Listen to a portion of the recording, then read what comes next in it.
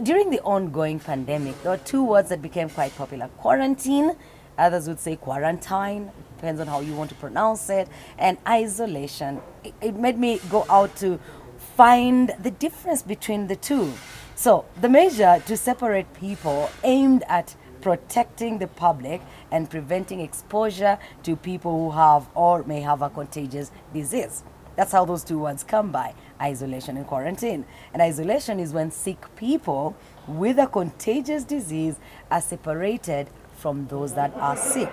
And then quarantine is restricted movement of people that were exposed to a contagious disease to see if they become sick.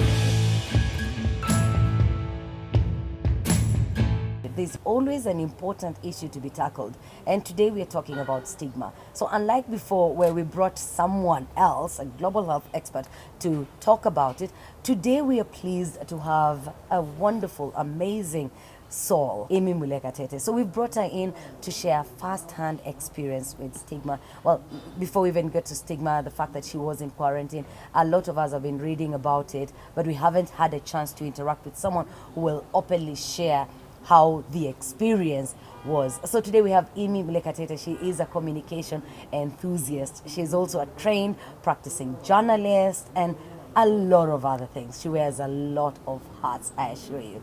And you'll get to know her even with time, not just with this show, but many other shows. You'll figure out what else she does with her life. So today we have her here to talk about her experience in quarantine, her first-hand experience with stigma, and much more. Please do stay with us. It's hashtag Evolve Rwanda. Subscribe if you haven't done that already. Welcome to the show. Immy, on a normal day for you, you woke up, it was a day like any other, only for things to turn around. So how did events unfold that day?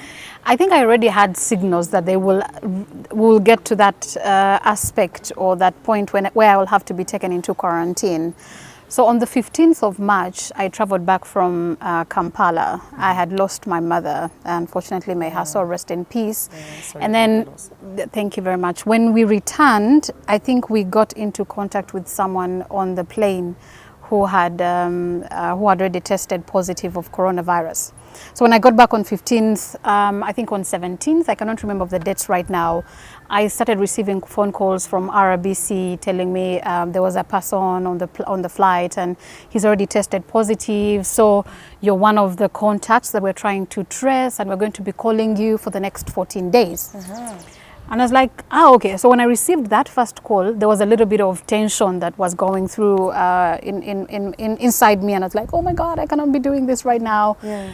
But then I think as the days continued to pass by, they were kind of preparing me. So it was something that was lingering in my head. Maybe this will happen. Maybe you will have to be taken to quarantine. So I received a call, I think on 19th, 20th, 21st, and until maybe 22nd. So on 20... So and all these different days, they are calling you to say They are calling you to... Okay, so they're asking me... No, so they would call and be like, do you have a cough? Do you have a flu? Have you had any symptoms of COVID-19? So the first time I received the call, I told them, I have a cough, but I had it even before I went onto the plane. So like, okay, in case you experience or get any other symptom, please let us know. So they would call to always get an update in regards to that. Do you still have a cough? I'm like, yes, I still have a cough. But it normally takes two weeks because I don't take any treatment. So on the 24th, that was about how many days? I first got a false call. They called me and they're like, we're going to pick you right now. It was a Saturday. I prepared everything. I got my bags ready. I had already tuned myself. You're going to go into quarantine at a certain point. So I packed myself. They didn't come. So I sat. That was strange. That was strange. But I understand. What I understand is that they had gone through this process, or it was something that they're just starting to do. It's waters that they're just starting to. How can I say it? It's not something they knew how to handle. No, they were learning on the job. Yes, it's new waters they're trying to sail through. So on the 24th March, that's when they called me. Now we are coming to pick you.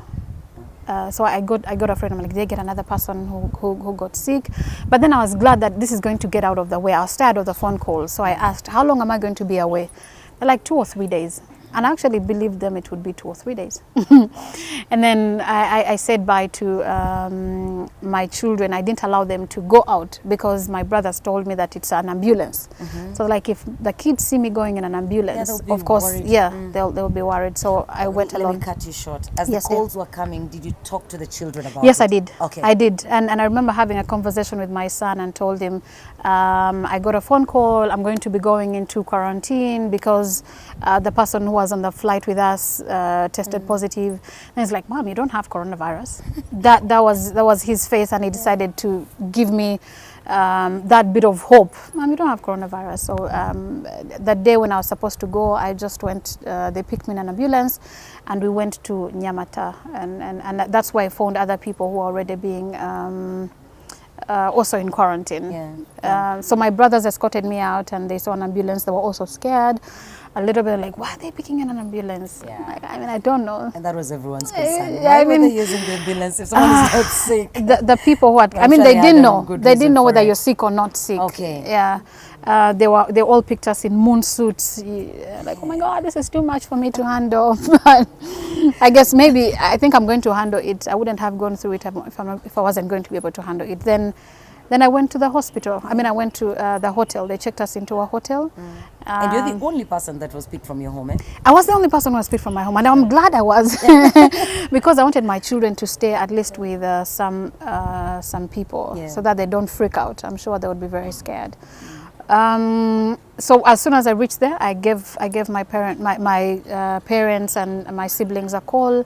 We've been checked into a hotel and we are fine. I'll be getting the test tomorrow. So tomorrow came. We got the test. It wasn't as scary as I thought it would be. I didn't know what happened. I had not yet read so much about it. I thought maybe they're going to prick us or they're going to get blood, or I had no idea. I can imagine. So what did they do then? So the way they do that, like get a swab. There's a small kind of thing they use. At the end has a bit of like an earbud. Like an earbud, just a longer one, just like an earbud, and then they swab it here. So you have to. It almost gargles you. You're almost going to throw up, and then the same thing happens to the nose. But it wasn't as bad as I expected it to be. It's just uncomforting for a very short time, and there we were. So we got the tests, and I went back to my room. The only unfortunate thing is that we had no person. You have no person to talk to.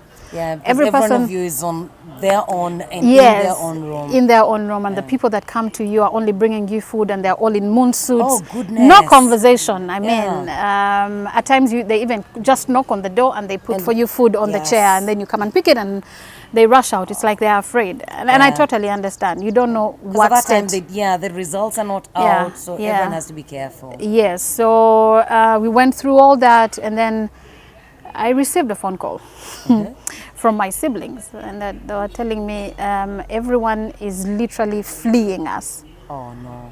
Like, what do you mean? What's going on? Like, they picked you in an ambulance. They think you already contracted the coronavirus.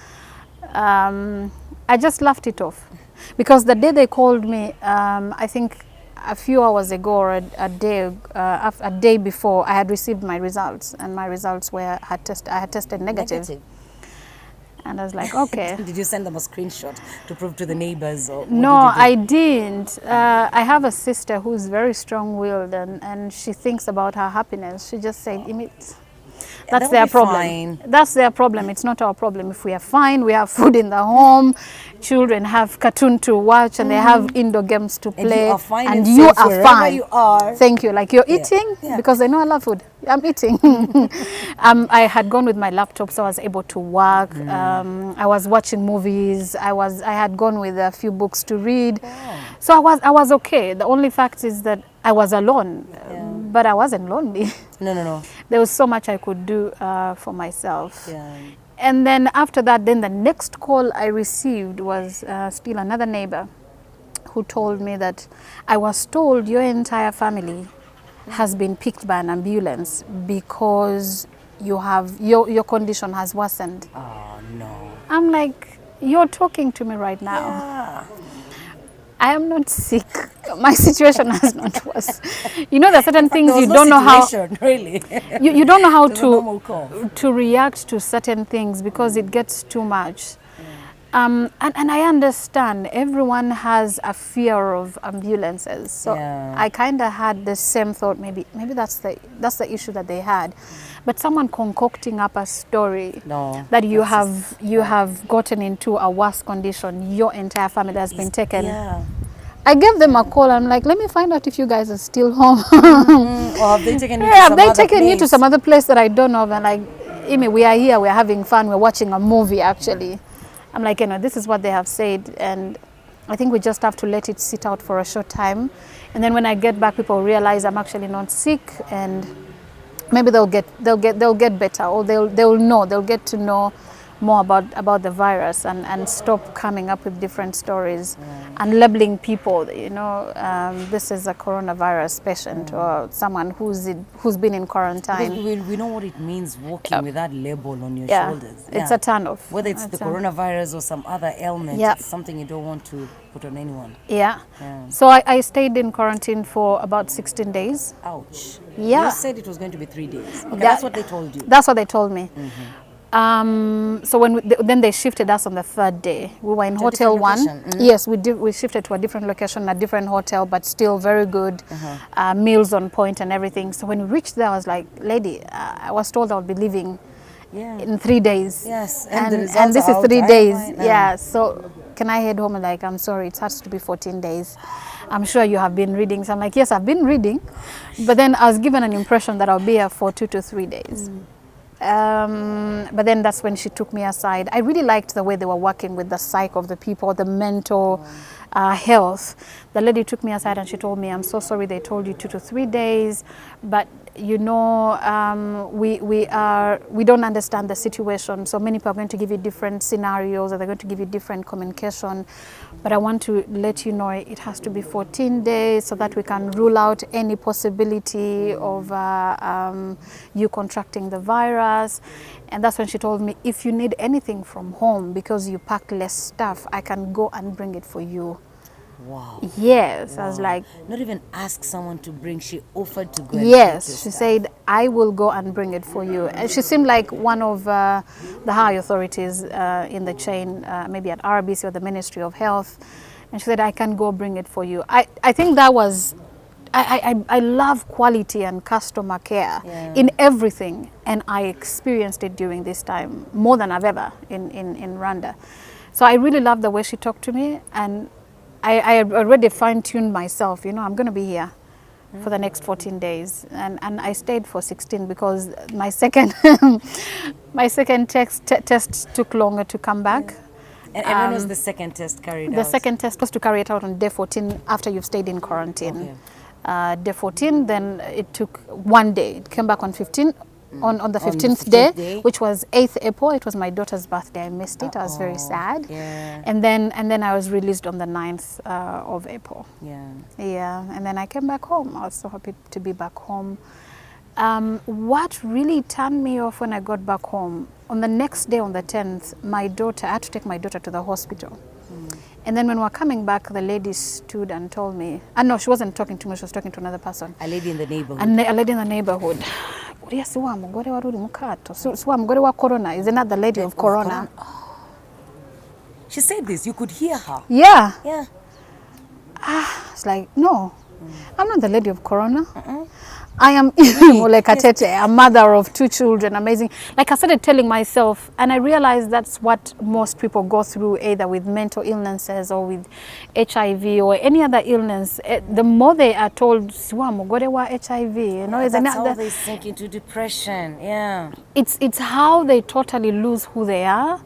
And it's one of the reasons why I decided to even put it up on Twitter. Yeah. I had said, no, I'm not going to talk about this. It was a I was good going to ask experience. that, yeah. It was a good experience, but let me I'm not not. going to talk about this. It's okay. It happened, and I'm out of it. So I'm okay. I wasn't going to talk about it until that day when I had someone Call say you the that lady of of, corona, corona. and I'm like, your name had suddenly no, changed. I know who I am. I actually went back home and told children to read a particular verse in the Bible. And I told them, write for me who you were. Like it wasn't just about me. I started telling myself who I am, and then I had to take it to the children, not to be called, those are the children of the woman of Corona. Yes. So I wanted them to know who they are. And it's the same thing that I also had to do, the same exercise I had to do for myself. So and it after, really bothered you. it did bother me, because initially it was just them telling me, my siblings telling me, they have This said is what this. the neighbors are saying. Until I had to be face to face with it and then realize, no, this is not who I am, and I shouldn't let stuff like that happen, that define me. But in the midst of talking about that, I cannot forget a lady still in the neighborhood who was amazing to my family. And me, she would all the time call, and she's like, but you're not sick. Why are people saying you're sick? Which means she was hearing such words going around. She's like, you're not sick. So she would call out to my siblings and the children and send even food there, because she knew I wasn't there. And she would call me and find out, how are you? I want to be calling you every day to find out how you are. And I would say she's not that land. And the people who are stigmatizing the family are land. So you expected the best from them. I did expect the best from them, because they know better. And they're the people who can read. Yes, I expected them to know better. They can read about COVID.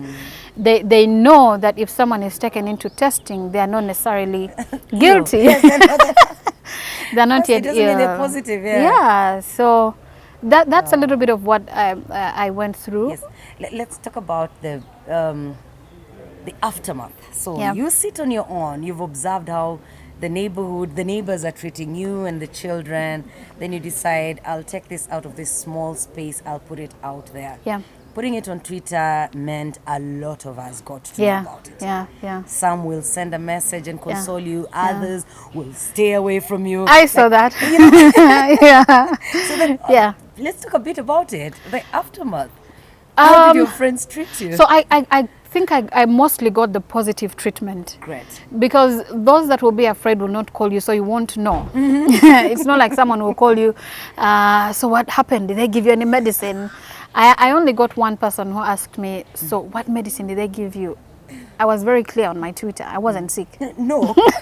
So you weren't going to get any medicine? Yes, but I got so many people reach out and like, oh my God, I'm so sorry. I didn't know you went through that.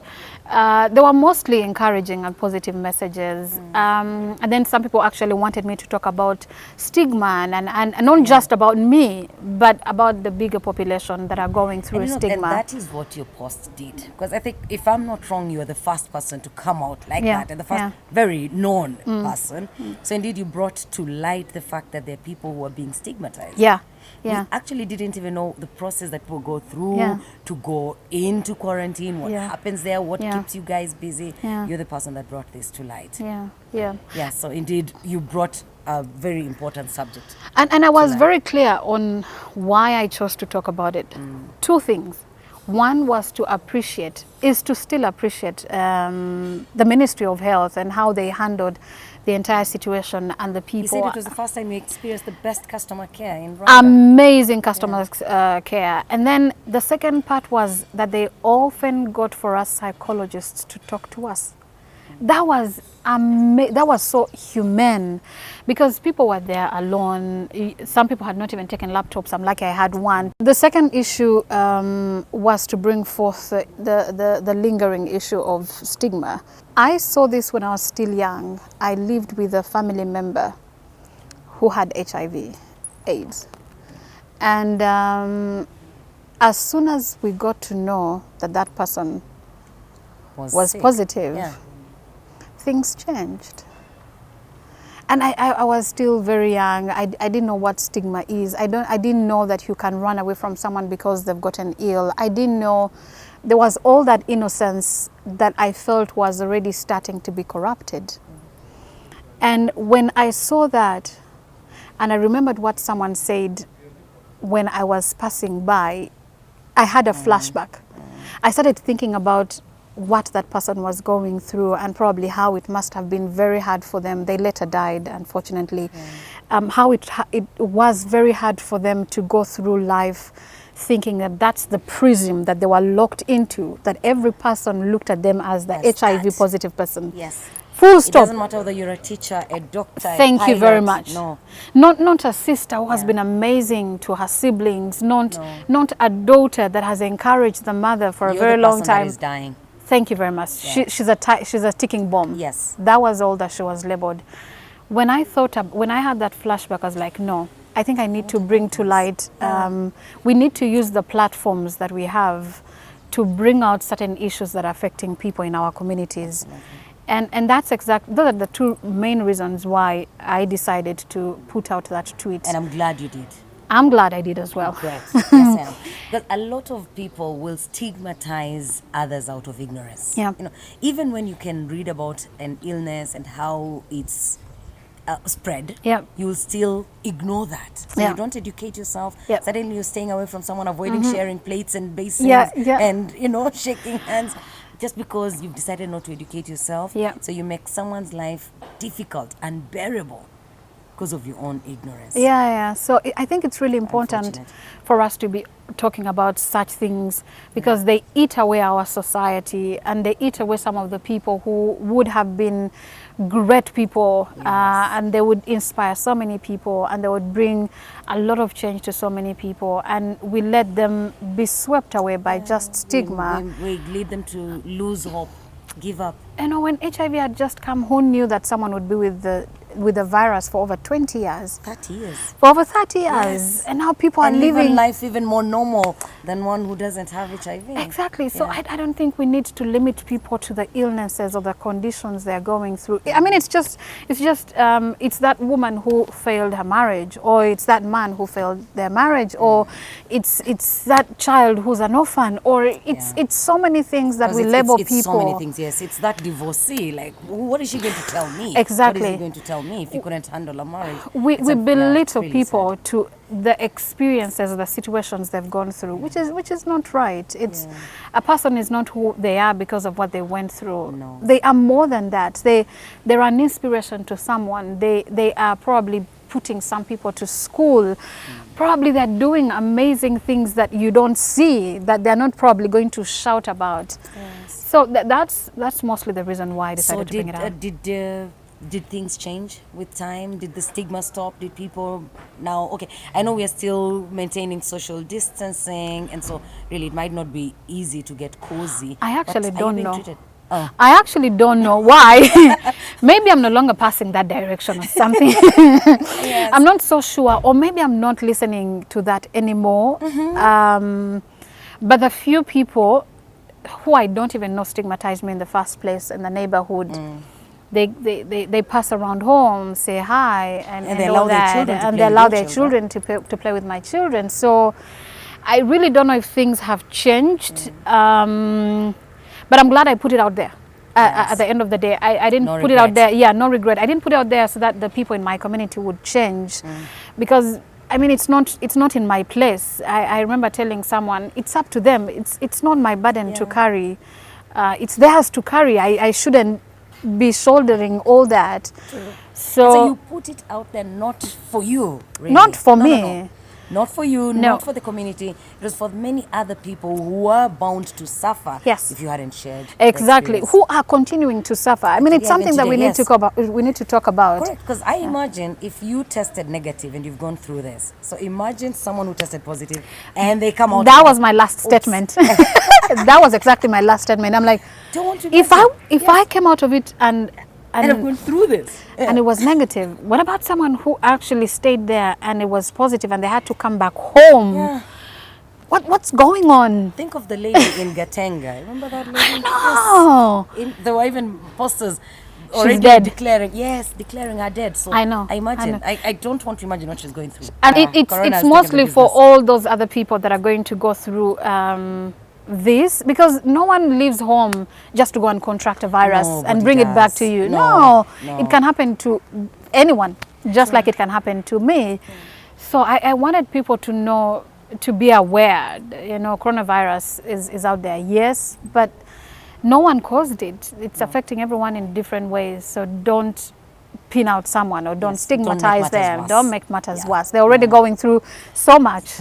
Yeah. child mental issues. Yes. Yeah, they're struggling. Yeah. Somebody has lost a job, whatever Yeah. it is that has Thank come you. with it. Yeah, Yes. so don't Yeah. make the situation worse. Yeah. And I guess that, well, because I was going to ask you what you'd want the public to do, and in one or the other, you've just answered it there. Yeah. When somebody comes into the community after they've recovered, tested positive, they've recovered, then we need to be careful how we treat them. There's a biblical verse, I'm not so sure of the particular chapter, treat people the way you want to be treated. Yeah. So imagine if one of any person watching right now, if you probably were taken into quarantine, or you tested positive and you went for treatment and came back fine. How do you want to be treated? Yes. Do you want to be isolated? Do you want to be put alone on an island? No. Do you want to get back to ease back into the community? Because this is what makes you. You want to be integrated back into where you belong. And love your neighbor the way you love yourself. Exactly. You don't expect to be treated differently, yet you're treating others as trash, because that's exactly how they will be demeaned to trash. Yeah. Thank you, Immy. Pleasure. This has been quite eye-opening. Yes, and I hope the family is safe. Oh my we God. established that they were not taken into They are quarantine. fine. They are fine. Eh? They are very fine, and they have positive spirits. If I would call that, they are so okay. Yes. By the time I went back, they were like, Amy, for us, we're already fine. We didn't care what people were gonna say. Yes. We are fine. My brother was had a business he was doing, and he continued his business because it was part of the essential services. He wasn't moved. Yeah, so they're fine. Thank you. Yeah. Thank you for sharing that Pleasure. with us, and we're glad you're fine. I'm glad to. Thank you so much. So we were talking about stigma. I know we had a session almost similar to that with the global health expert Geoffrey, and we had to bring in Immy because Immy experienced it. Unlike Geoffrey, you and myself, she went through it. She saw stigma firsthand. It brought memories of what she went through as a child with a relative that was HIV positive. She did not want to see any other person going through that.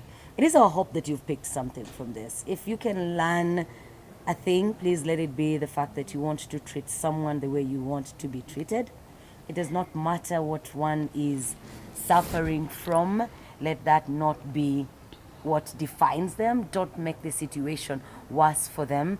And I assure you that is in your hands. How you make that person feel, the person that has tested positive, the one that is recovered, the one who was in quarantine for 14 days, how you make them feel is solely your responsibility. Please remember the fight against coronavirus continues. So make sure you have your mask. I have mine here. You may have not seen me wear it, but trust me, after this, I'm going to put it back on. So have your mask on every time you're out in public. Sanitize, carry the sanitizer with you. Wash your hands whenever you find a tap with running water. Please make sure you wash your hands. 20-30 seconds, you will be fine. And also cough into your elbow. How many times have you been told that? Please, let's keep ourselves safe, because that's how we're going to keep the rest of the people around us safe. This fight, we shall win. Hashtag Tuzatsinda. It's always a pleasure having you watch Evolve Rwanda. That's our hashtag. Please subscribe to Evolve TV, our YouTube channel. My name is Jackie. May God bless you about it.